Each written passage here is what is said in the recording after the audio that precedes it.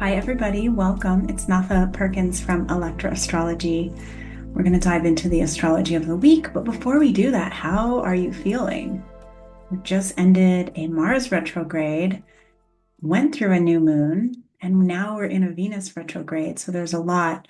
We have these planets that are personal, like Mars, which rules our boundaries and our anger, our decision-making capacities, and the sun and the moon, which are that internal sort of guiding forces that tell us a lot about who we are and how we react to situations and how we hold our center.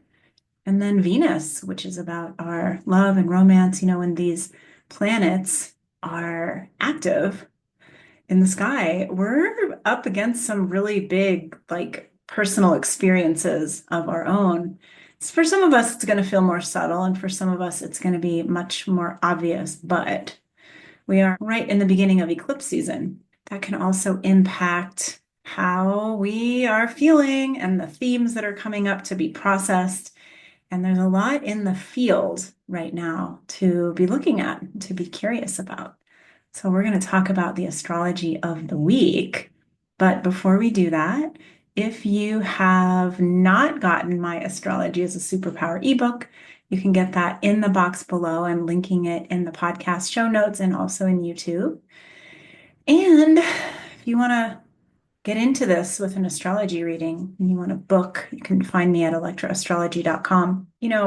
One thing that is happening with AI and all of these amazing astrology apps, you can go searching for this information yourself, but there's really nothing like having another human who has a lived human experience and has things like compassion and empathy and the ability to sense into energy and read the field that is not comparable to AI. So, of course, doing astrology through your apps, through whatever technology, is always a good place to start because it can give you some really good answers, like in the moment.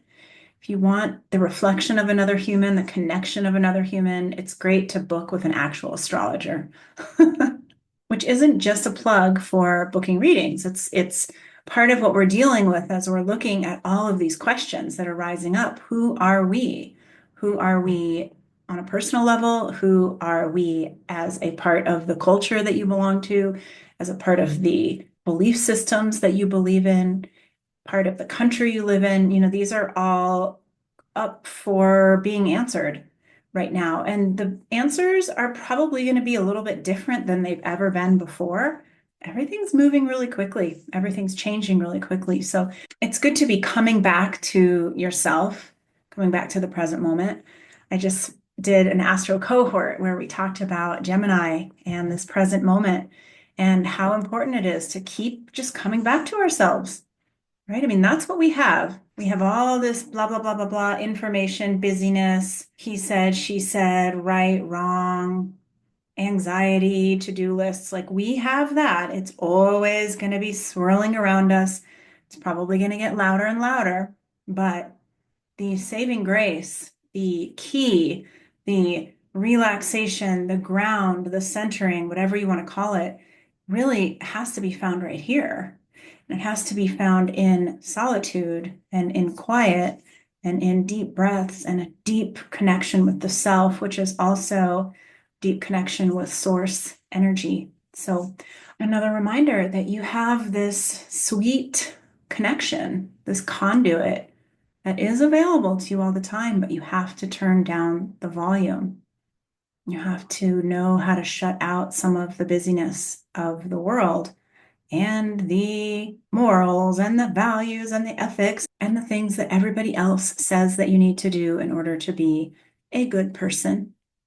So I did release a Venus retrograde talk, which is well worth listening to. We are in Venus retrograde, and Venus retrograde has some interesting lessons, probably not the lessons that you would think about when you think about Venus retrograde. So make sure to give that a listen. And of course, I'm going through Pisces season, talking about Pisces, the gifts, the shadows, and I have a lot of content right now. And I'm also going to finish up this week talking about Juno, the asteroid Juno, which is about sacred love. I've done 3 episodes already, And I'm going to dive into one more talking about Juno through the houses and signs. There's a lot, and you don't have to listen to it all at once. This information is very evergreen. Listen to it at your leisure, but it's good. And if you relate to this style of mixing astrology with psychology, with spirituality, you're going to like these talks because I designed them so that you just think a little bit harder about what you're doing here and what your experience is. And, when we are able to turn ourselves off of autopilot, there's a richness that becomes available to us that wasn't there otherwise. So let's talk about the astrology of the week. I'm going to switch to the charts. We begin on Monday with Mercury switching signs, leaving Pisces. Mercury and Pisces can be a little bit all over the place. This is the mind that doesn't really know where to rest. It doesn't know where to stop, and it's not comfortable in the sign of Pisces. And it switches into Aries, and Mercury moves quickly. Aries is a fast-moving energy, so it becomes more comfortable. But Mercury is also slowing down because it is going to go retrograde soon. Now we're going to have both Venus and Mercury in the sign of Aries, and they're both either retrograde already or headed retrograde. So these two personal planets slowing down. When things are slow, it gives us time to reflect and it gives us time to see the truth of the way it looks. Imagine when you're in a car and you're going 60 miles an hour and everything is moving past in a blur versus when you stop at a stoplight and you can see there's a tree, there's a rabbit. Okay, so that's kind of what it's like when these personal planets that are such an integral part of who we are. Mercury is our messenger. It's the one that is telling us what to do and where to go and what to think and what just happened. And Venus is our value system. And it is telling us what's important, what needs to be prioritized, what we want more of. So when these energies are slowing, it helps us to get more clarity. But it can also feel very frustrating because we don't always want to stop and go through things with a fine-tooth comb. It can feel very unsettling for those of us that feel like being busy and being on the go is helpful. And a lot of times we do use that Mercury as a ruler of Gemini to, we think a lot so we don't have to feel. Or Mercury as a ruler of Virgo, we do a lot so we don't have to feel. So, we're a culture of people that maybe doesn't like to feel so much or maybe isn't so good at feeling. And we would prefer to do or think instead. When these planets slow down, it can also be a little uncomfortable. It's like, oh God, I have to actually look at this in a different way, or I have to look into this a little bit more deeply, or I have to reprioritize. Ew, I don't want to. And yet we have to if we're paying attention. It's one thing I said in my Venus retrograde talk is that sometimes these transits come along and they'll just pass you by because you didn't want to do the work that it was requesting of you. So we do have free will in that we get to decide if we're going to do the work and whether we're going to do the work in a way that we're actually going to get something out of it, or whether we're going to ignore it, or whether we're going to let the universe kind of hand the work to us. But usually when we get work handed to us, we're in resistance and it's like, I don't like this. This is their fault, right? So there's this whole dance that we all do when it comes to doing personal work. But you're here, you're listening to this. I would say you're probably down to do the work. And why not? That's what we're here to do.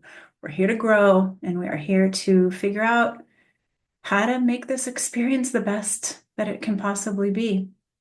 And that is going to have its highs and its lows, but hey, at least it's an adventure, right?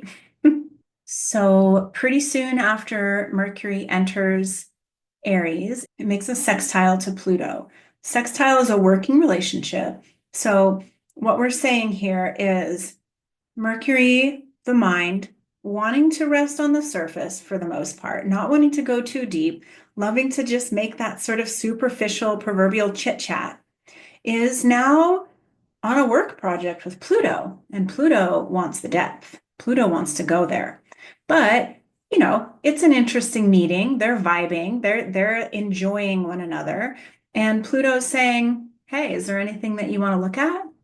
No, considering that you're about to go retrograde. So your psyche is inviting your mind to look at some things, maybe. Maybe they will relate to your boundaries with Aries. Maybe they'll relate to who you are. One thing I find over and over with my clients right now is, the who we take ourselves to be is really different now than who we used to take ourselves to be. And what I mean by that is think back to who you were in 1998. What were you doing? How old were you? What were your motivations? What was exciting you? What were the things that were stressing you out? And just think about that version of you, really different than who you are now.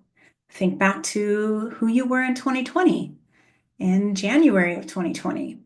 What were your motivations? What was frightening? What was stressing you out? I bet you're really different then than you are now. Like, of course, that's always going to be true. We're always aging and evolving, but the ability to track that is getting stronger than it's ever been. Our ability to see and acknowledge, wow, I'm really different. I used to do that. I would never do that. I used to believe that. I don't believe it anymore. Even especially when it comes to that part of us that is self-deprecating, I think a lot of us, and I'm looking at Venus here, a lot of us, depending on what was going on when we were growing up and definitely in adolescence, we can become really hard on ourselves. We can feel like we're not enough, not beautiful enough, not loved enough, not desired enough, doesn't know how to make money, isn't smart enough. Like, think of all of the little versions of not enoughness that you've entertained over the course of your life. There's a lot of review here that says, like, really, come on, let's stop playing that game. Like, you're not enough. Let's stop playing the game that you're not beautiful enough and that nobody loves you and nobody desires you and you don't know how to make money and you're not deserving. Because in times past, we've been able to carry those beliefs with us well into old age, and they're still around haunting us. But what's happening right now is that we're all developing this consciousness that says, hey, you're still playing that game? Are you sure you still want to play it? And hopefully we're like, yeah, I don't want to play that. Like, I'm tired of looking at myself in whatever way as if I'm not enough. So, a reminder, an invitation to really be challenging those thoughts. And that's kind of, that's an example of a conversation that your Plutonian psyche might have with your Mercurial mind.